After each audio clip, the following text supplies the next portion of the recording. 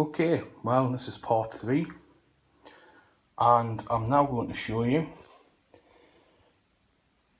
Squier Jaguar Vintage Modified Candy Apple Red. Now, I've been after a Jaguar for a while before I bought this one, and when I decided to pull the trigger, I went into the shop.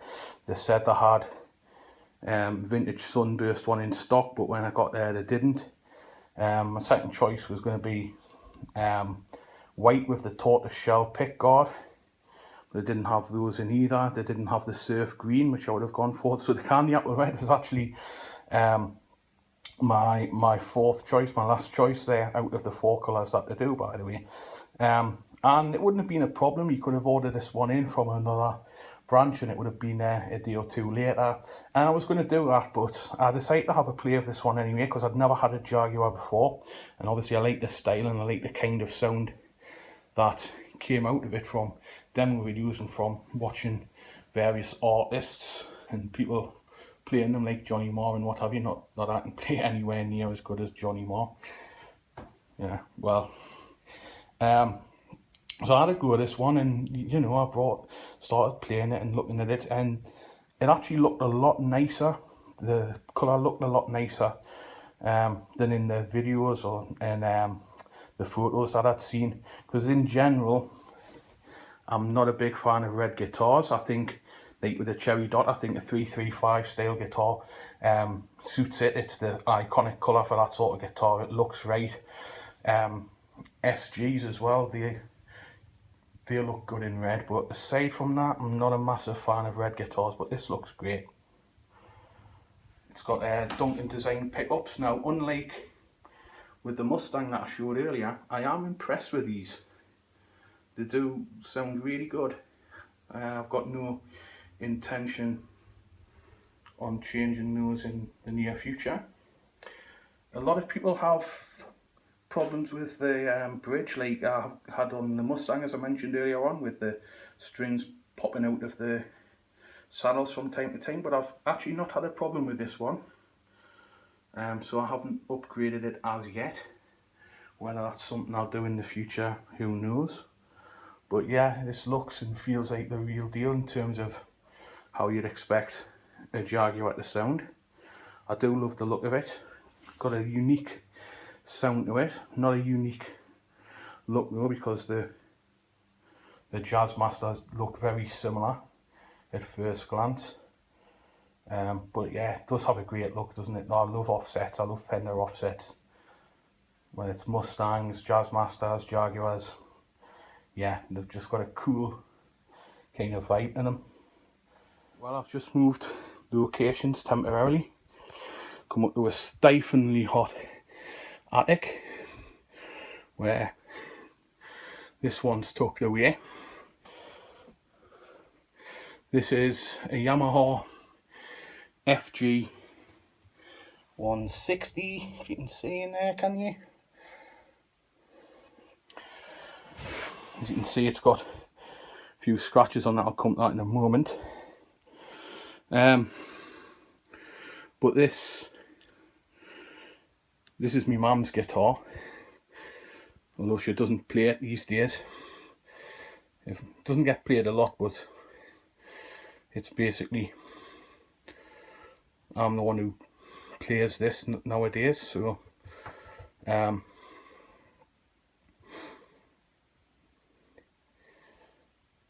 this is a guitar my mum bought in, I think it was about 1974.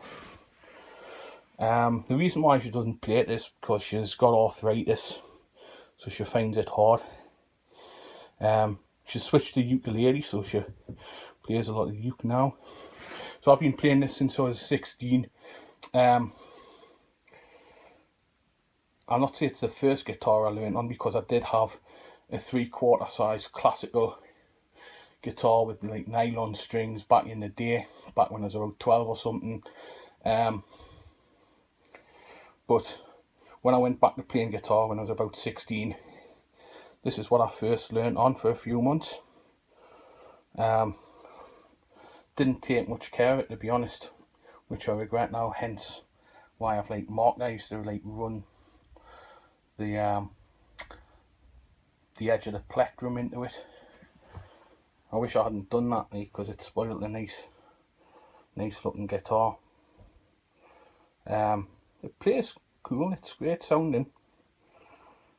Yeah, so I learnt on this for a few months, and then I got a Les Paul copy called a Satellite, one of the lawsuit guitars from Japan back in the made in the 70s.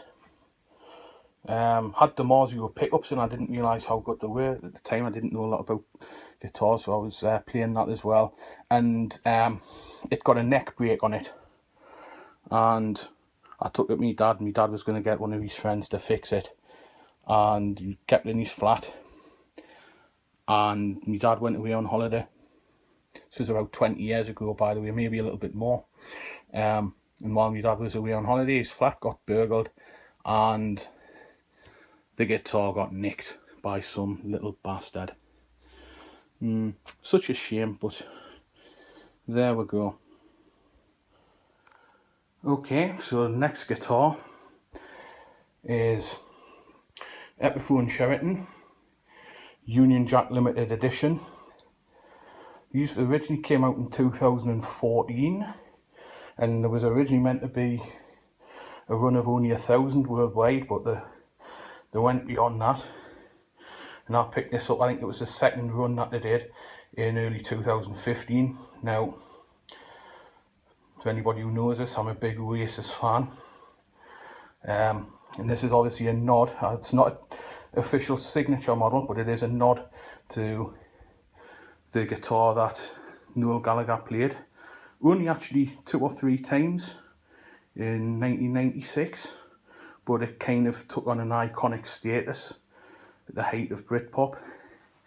Now, at the time, Epiphone tried to cash in on that by bringing out a guitar called an Epiphone Supernova, which same shape, semi-hollow, but it's not the same.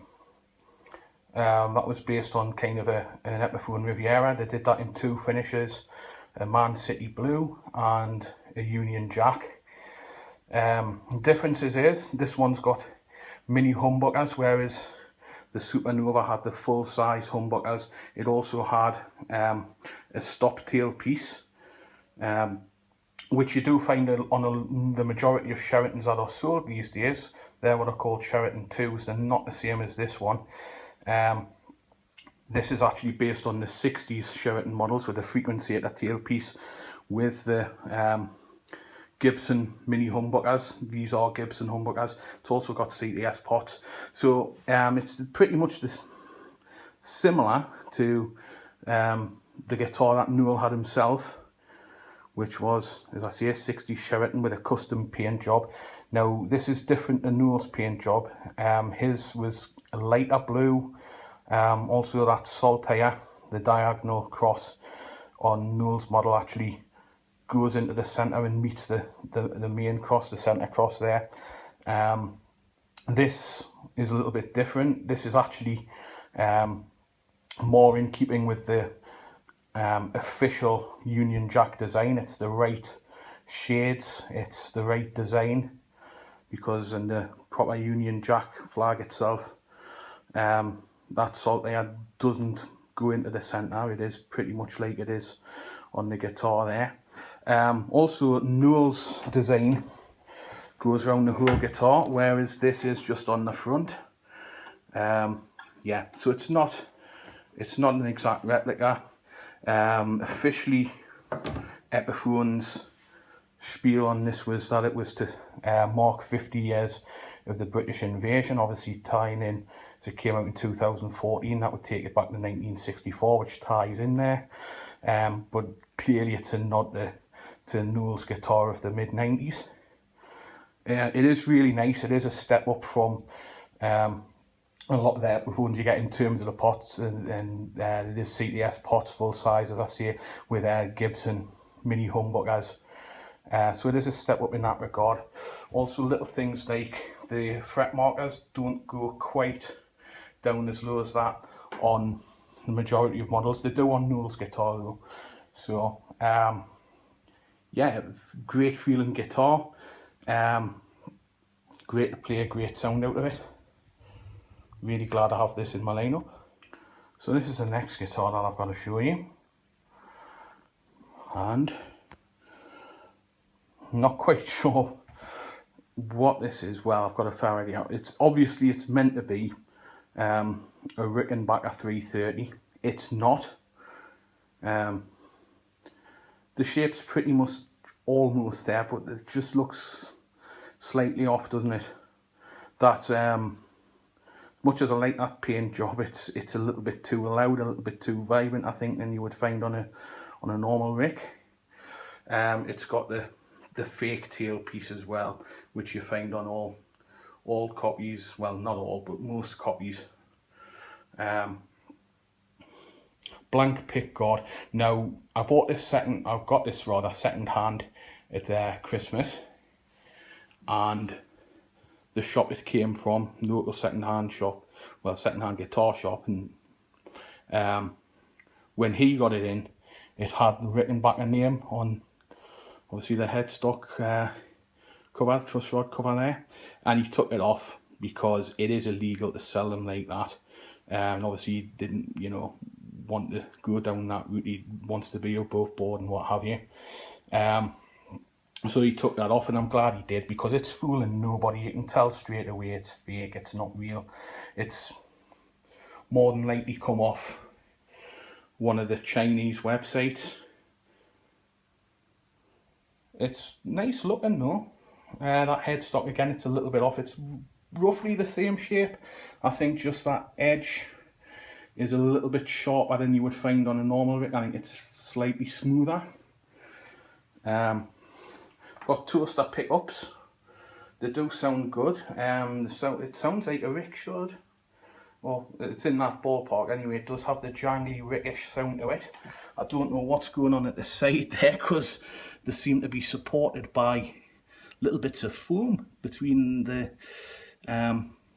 mounts on the pickup and the actual body itself. I don't quite know what's going on there. I haven't really poked around too much to find out. I did change the knobs on them, because the ones that came when I got the guitar, they didn't look very Rickish at all. So I got something that, you know, looked a bit more like you would find on Rickenbackers. But yeah, in general, it's a cool sounding guitar. I don't have a guitar that sounds like it. I did want something of a jangly sound, something a little bit Rickish, or if not Rickish, then Gretsch-like. So it does fit the bill. It's hard to find. See, if you don't have a Rickenbacker, it's hard to find a guitar like that. I suppose you can go for the Harley Benton ones, which have good reputations, but they don't quite look as close as this one does. Yeah, but this is really nice.